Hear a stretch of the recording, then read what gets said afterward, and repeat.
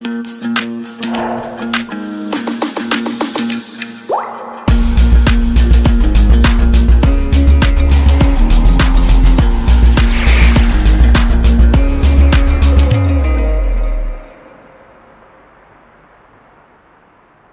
a natureza na cidade, desde a constituição das primeiras sociedades e o surgimento das primeiras civilizações, observa-se a existência de uma intensa e nem sempre equilibrada relação entre sociedade e natureza. Essa relação diz respeito às formas pelas quais as ações humanas transformam o meio natural e utilizam-se deste para o seu desenvolvimento.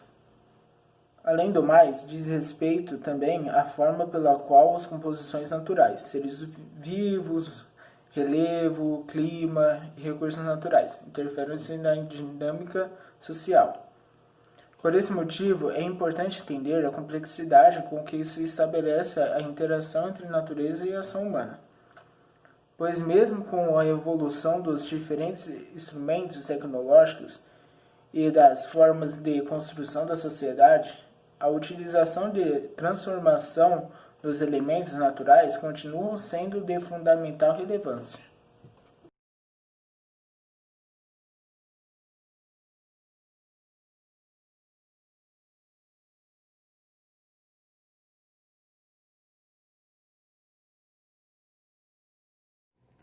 Eu vou falar agora sobre os principais ecossistemas do Brasil, onde o primeiro deles e um dos principais é o ecossistema amazônico, que fica na região norte do país. Ele apresenta um clima extremamente quente e úmido. Ele também apresenta uma das maiores biodiversidades do planeta e um dos maiores rios do planeta também, que é o Rio Amazonas. Agora, na região nordeste, nós temos o ecossistema da Caatinga e do Cerrado, que são bem semelhantes, onde ambos são extremamente secos e quentes, sendo que podem acontecer até mesmo queimadas naturalmente por ali. E o que acaba diferenciando um do outro acaba sendo que a Caatinga é um pouco menos quente e um pouco mais úmida que o Cerrado. Pouca coisa, mas acaba interferindo no ecossistema. Indo agora um pouco mais para o centro-oeste, para o sudeste do país, a gente vai ter a Mata Atlântica, que foi o ecossistema mais afetado pelo desmatamento do país, onde atualmente ele é apenas 5% do que ele já foi no passado, antes do desmatamento. E as principais características dele é que ele é um clima tropical, e costumava ter um tropical úmido e costumava ter uma floresta fechada. Indo agora para a região oeste, centro-oeste do país, a gente vai ter o Pantanal, que é a maior área alagada do país, onde no período de chuva, acaba alagando as planícies de lá. E a principal diferença dos seres vivos de lá é a grande biodiversidade de peixes que tem por ali, e de insetos também. Indo agora para a região sul do país, a gente vai ter a mata de araucárias, onde a principal planta de lá vai ser a araucária, que é um tipo de pinheiro. Lá nós vamos também ter um clima com as estações bem definidas, que no caso vão ser um verão bem quente e um inverno bem frio. E agora, para terminar, na região de extremo sul do país, a gente vai ter os pampas, as pradarias do Brasil, que são grandes planícies e áreas verdes com as 4 estações do ano bem definidas.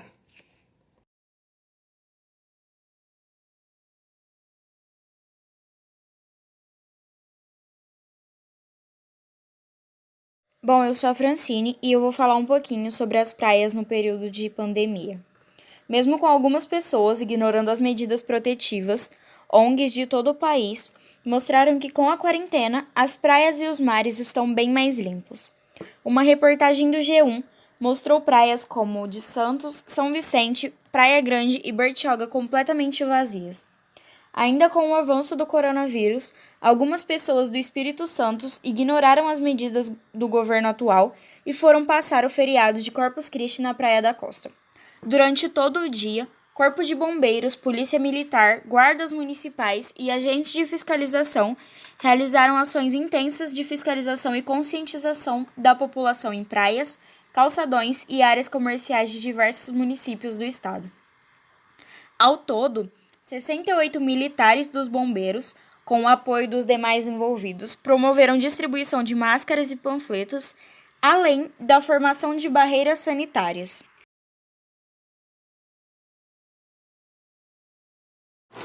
Oi, bom dia, pessoal.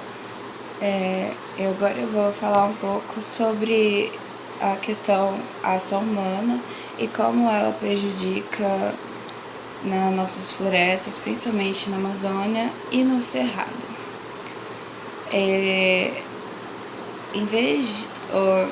Como a gente tem visto nessa pandemia, muitos locais têm se recuperado, principalmente os naturais. Eles têm se recuperado devido à falta de pessoas, a diminuição de pessoas, então tem se recuperado, mas não está acontecendo isso na floresta amazônica. Ela, em vez de diminuir ou de manter um número estável, vamos dizer assim, ela está crescendo e em vez de diminuir. Em 2019, foram desmatados 9.762 km² de floresta e devido a queimadas e um aumento de 30% em relação ao ano anterior, de 2018, que foi de 7.536, então cresceu bastante.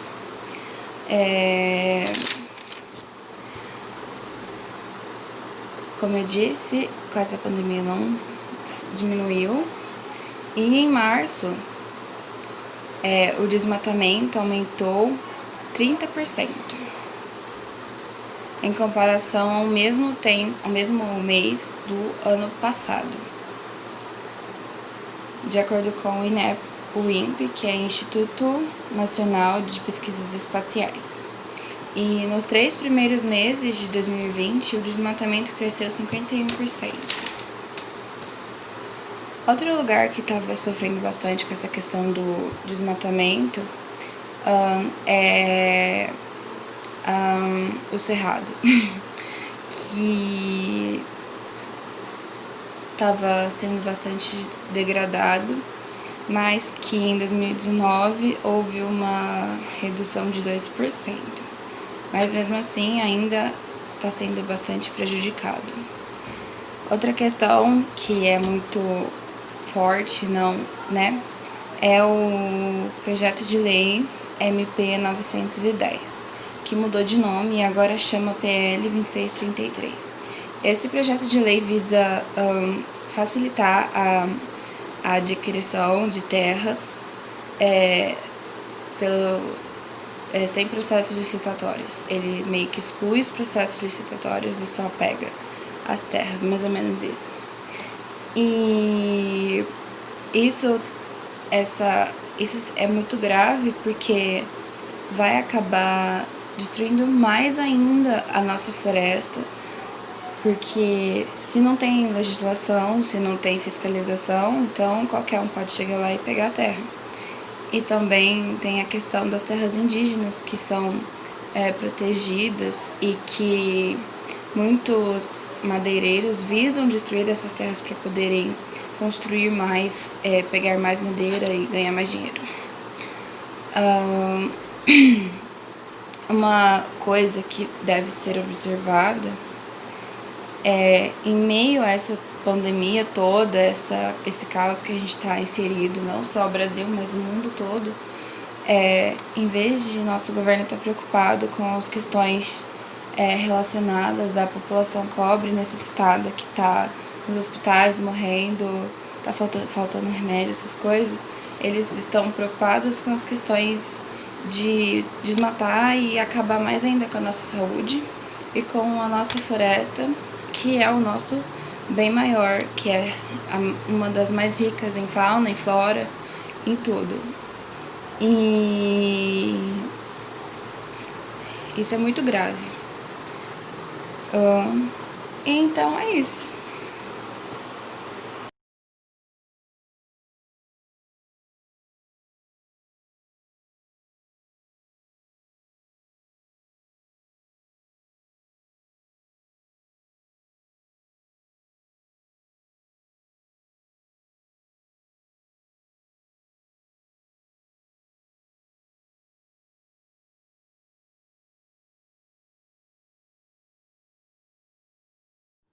Oi, eu sou a Ana e vou falar um pouquinho sobre a poluição dos mares.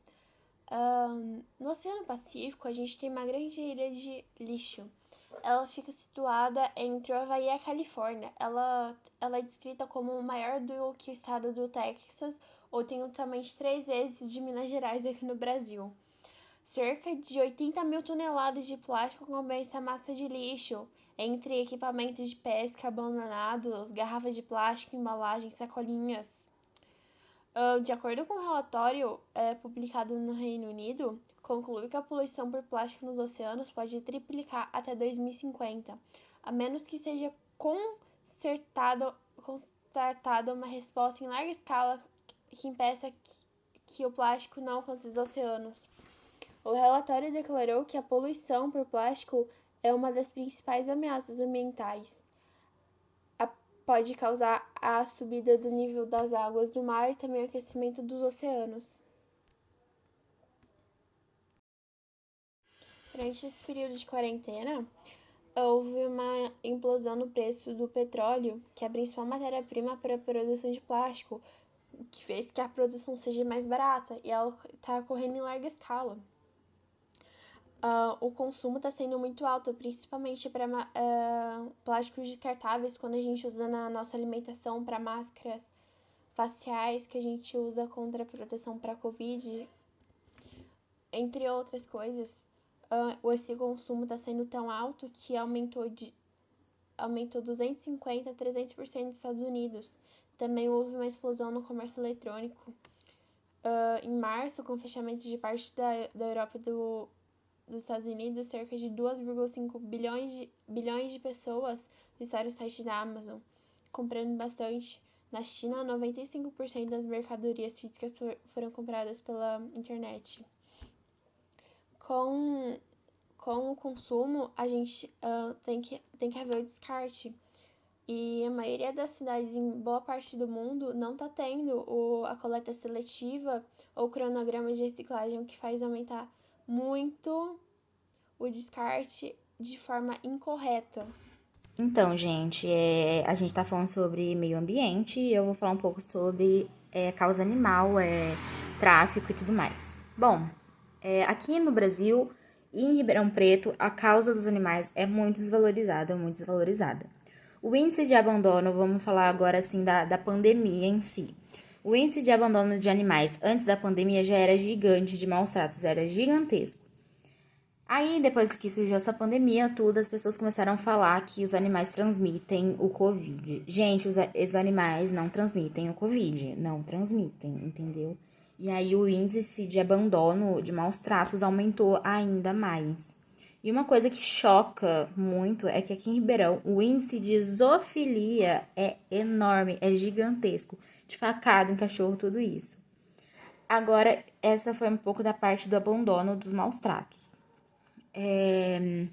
A questão do tráfico, gente, é aqueles famosos que ficam comprando macaquinhos, macaco prego, arara azul, essas coisas. Gente, pelo amor de Deus, são animais selvagens. Não tentem domesticar animal selvagem, é tipo isso, entendeu, gente?